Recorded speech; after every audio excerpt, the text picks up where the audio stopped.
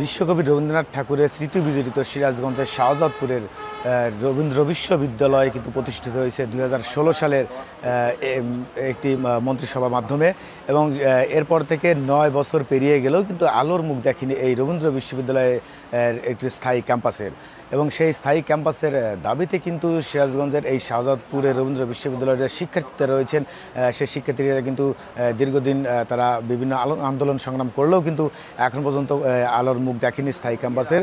এবং গত 26শে জুলাই কিন্তু রবীন্দ্র বিশ্ববিদ্যালয়ের শিক্ষার্থীরা কিন্তু রবীন্দ্র বিশ্ববিদ্যালয় দিবসটি বাদ দিয়ে কিন্তু তারা রবীন্দ্র বিশ্ববিদ্যালয়ের যে আন্দোলন, ক্যাম্পাসের জন্য আন্দোলন তারা করে, সেই আন্দোলনের প্রেক্ষিতে কিন্তু গতকাল থেকে আমরণ অনশনে কিন্তু নেমেছে শিক্ষার্থীরা।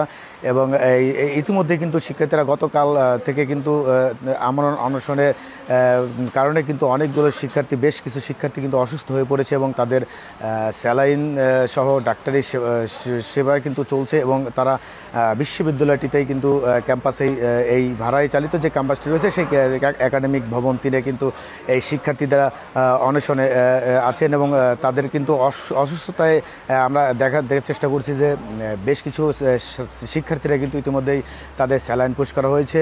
এবং সেই সঙ্গে এই শিক্ষার্থীরা কিন্তু এই দাবির তারা যেটি করছেন সেটি হলো যে আজকের একনেকে যে সভা রয়েছে, সেই একনেক সভায় যদি স্থায়ী ক্যাম্পাসের না হয় তাহলে কিন্তু তারা এই অনশন চালিয়ে যাবেন বলে তারা জানাচ্ছেন। এদিকে এখানে কিন্তু সংহতি প্রকাশ করেছেন বিশ্ববিদ্যালয়ের শিক্ষার্থীরা এবং সেই সঙ্গে কর্মকর্তা কর্মচারী রয়েছেন। আমি একটু দেখানোর চেষ্টা করছি যে এই শাহজাদপুরের যে রবীন্দ্র বিষয়ের শিক্ষার্থী তারা কিন্তু ইতিমধ্যেই গত 26 তারিখ থেকে কিন্তু লাগাতার 23 দিন হলো এই বিভিন্ন কর্মসূচি, আন্দোলন, সড়ক অবরোধ এবং বিক্ষোভ সহ তারা রেলপথ অবরোধ এবং গোলচত্বর, যেটি সিরাজগঞ্জের যমুনা সেতুর গোলচত্বর, সেটিও কিন্তু তারা অবরোধ করেছেন। এবং তারা সর্বশেষ কিন্তু তাদের অনশন যেটি, সেই অনশনে নেমেছেন। তো আসলে এই রবীন্দ্র বিশ্ববিদ্যালয়ের যে স্থায়ী ক্যাম্পাস সেটি কিন্তু তাদের মূল দাবি হিসেবে রয়েছেন। এবং শাহজাদপুরের বিভিন্ন স্কুল এবং প্রতিষ্ঠানে কিন্তু তারা ভাড়ায় চলছেন।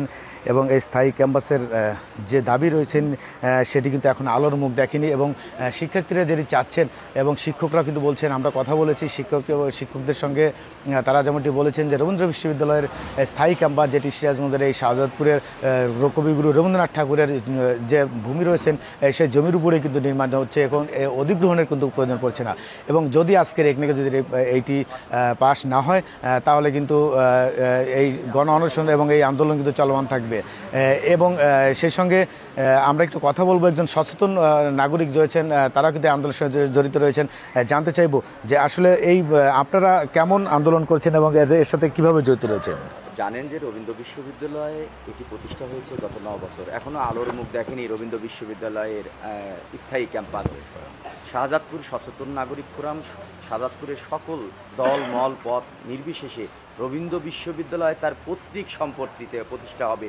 এটি আমাদের শুধু দাবি না, এটি বিশ্ববিদ্যালয়ের অর্ডিন্যান্স, যেটা মহান জাতীয় সংসদে পাশ হয়েছে, এটা আইন।